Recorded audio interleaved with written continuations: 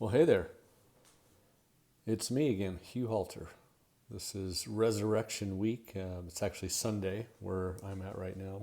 By the time most of you guys see this on Wednesday, we will be 3 days past, but still a very significant week. I hope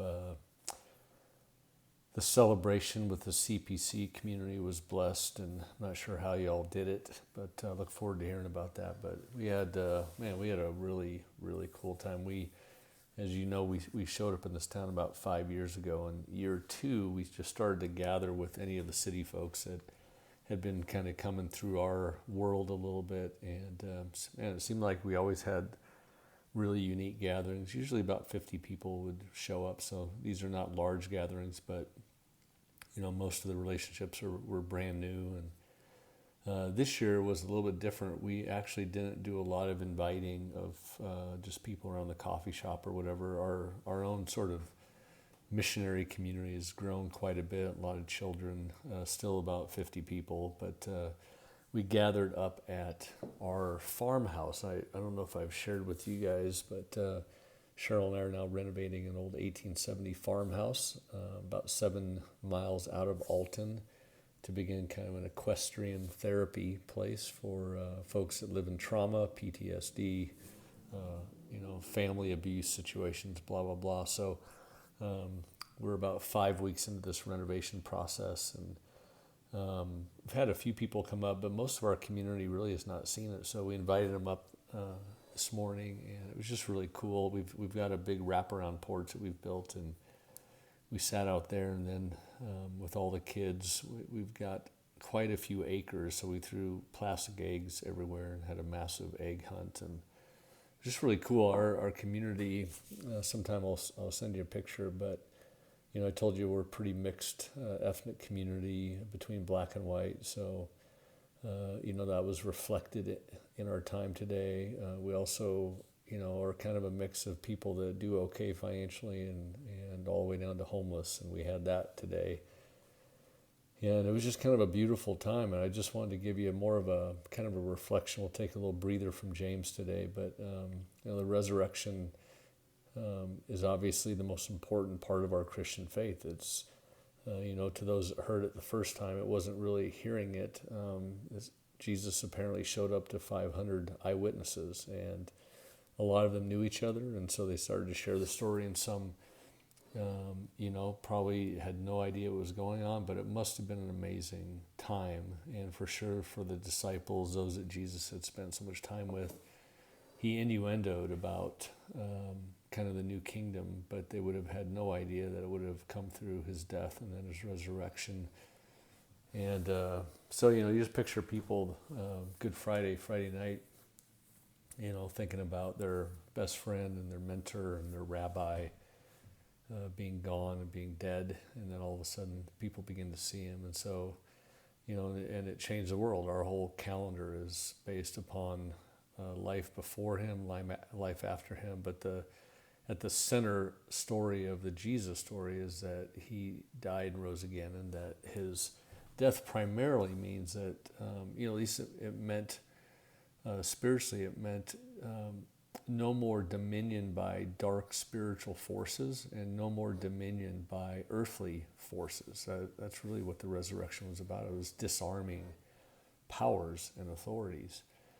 And the purpose of the disarming was so that humans could be free again, that we would not have to live according to the ways of the world, but we could live according to a new world that Jesus called the kingdom of heaven. And so, when we're a disciple of Jesus, it's learning how to remake our entire life around this new opportunity that Jesus gives us. And for most of us, we grow up in the church, and we try to add a little bit of Jesus onto the end of our week, but most of us still live according to the world. So we're stressed out, and our relationships break up just like folks in the world. We seem to go after all the same things that other people do that don't believe in the story. And so it's always, this time of year, it's always a challenge to go, do I really believe this? Do I believe that Jesus is actually still alive, and that he reigns victorious, and that therefore the things that he says about what's meaningful in life is actually true? And so I feel like even as adult men, we can go many, many years believing in the basic Jesus story without believing all the unique details of the Jesus story. So I just wanted to remind us that it's for freedom that Christ came to set us free. So he was basically untying us, unshackling us, and then taking, the great villain and all of his cadre of little demonic hosts, and he's tying their hands so that they can't get at us anymore. He's liberating us.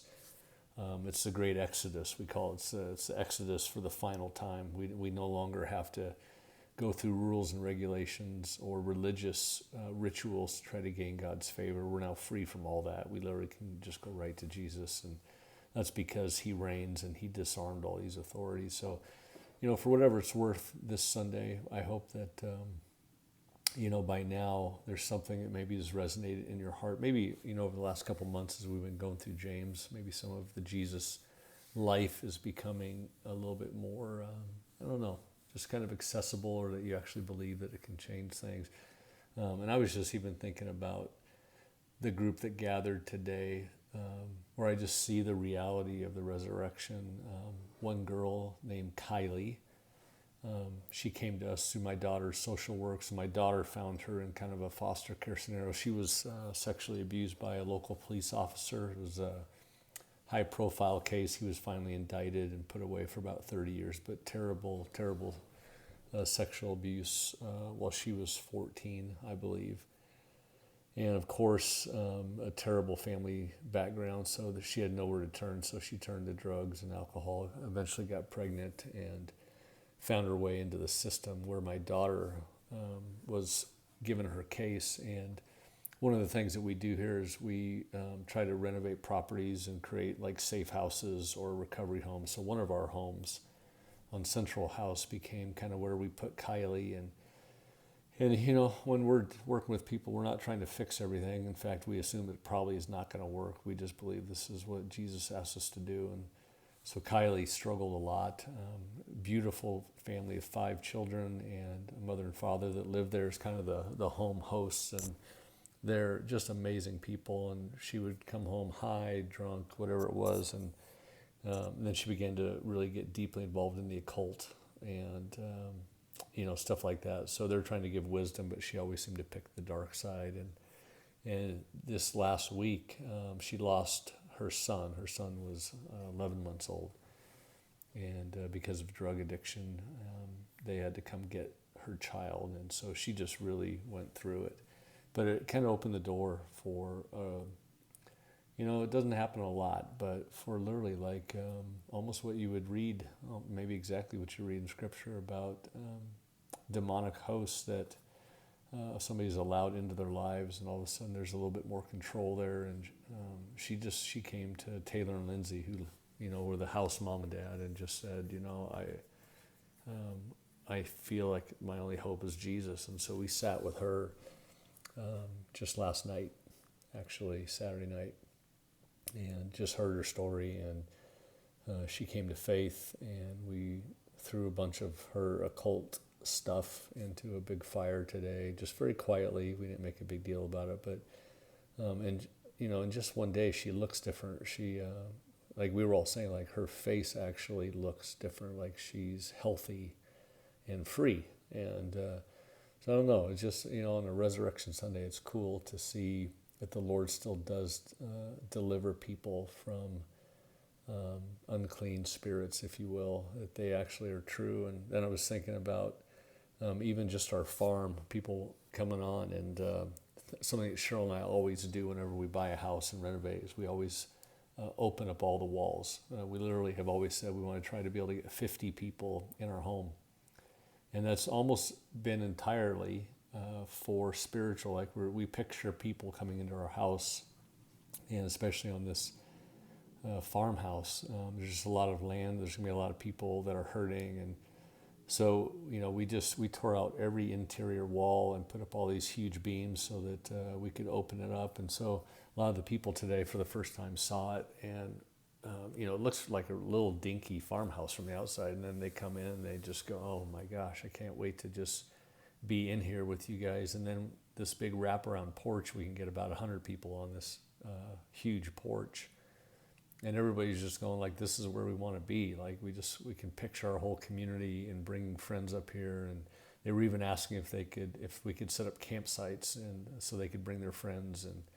And sometimes when you think about Jesus being gone, if he was your best friend, and all of a sudden he says, look, I'm out of here, and then you see him being murdered, you would have, thought, man, is there anything after life, or is there any hope against all these kind of earthly forces? It would have been the Romans at this time.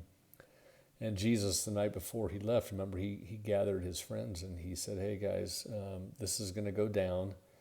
Don't worry, it's going to be okay. And he says, where I'm going, there are going to be many mansions there. And so don't worry, I'm going to go to prepare a place for you.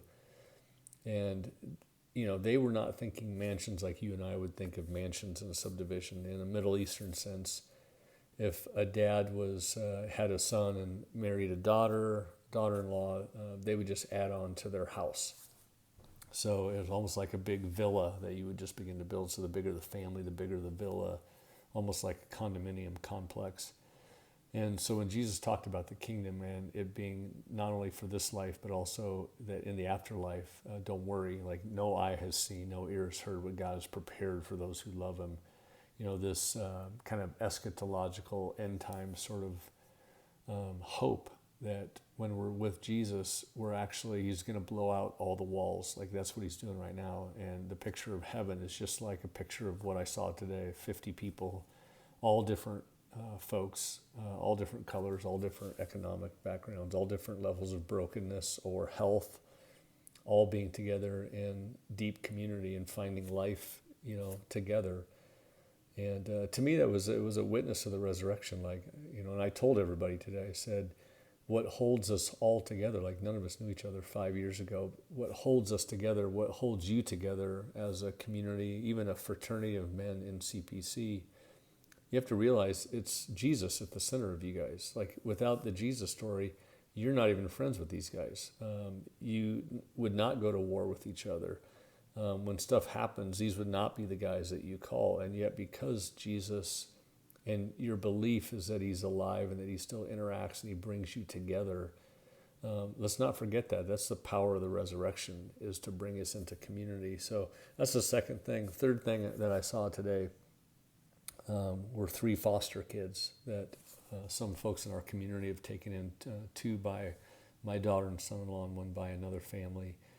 And one of them was 14, and we were just talking about, we kind of opened it up and said, hey, tell us how you think the resurrection is bringing you hope. And this 14-year-old kid just said, I had no hope. And Tammy and Retta, they took me in, and he just said, I just have all the hope in the world now. And then he recognized it was Jesus in Tammy and Retta. And it was kind of cool just seeing that the resurrection has caused people in our community to do things that they would have never thought to do in fostering or adopting children, or whatever we do when we take responsibility and help somebody to find a new family. That is the power of the resurrection. That's what Jesus would have said. Yeah, that's the bottom line. That's what I meant for it to be, is that it's not just hope for you, it's that you extend the hope to other people. And I know some of you are doing that. Some of you are thinking about it. But if the Lord is alive, and if the heavenly realm is as amazing as he tells us it is, then sometimes it gives us the ability not to have to try to protect our way in this life as much. We can actually kind of let it go through our fingertips, our resources, our homes, our money, our cars, our time. And we can hold those a lot looser because we recognize that we have everything we need, and that we're wealthy people, and that in the times to come someday, we will only care about those things that we did to bring people closer into the kingdom of heaven.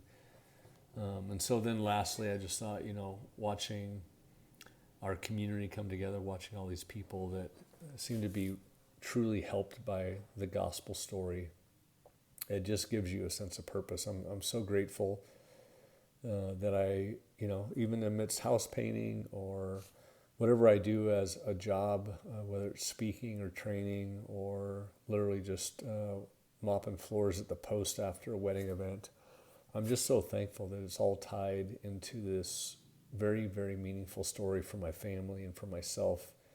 And I hope that you find deep meaning in the Lord. The story, again, you guys, we've been processing this. Jesus would never want you to follow him unless it would radically transform your life. He has no interest in your church attendance or religious things that you do.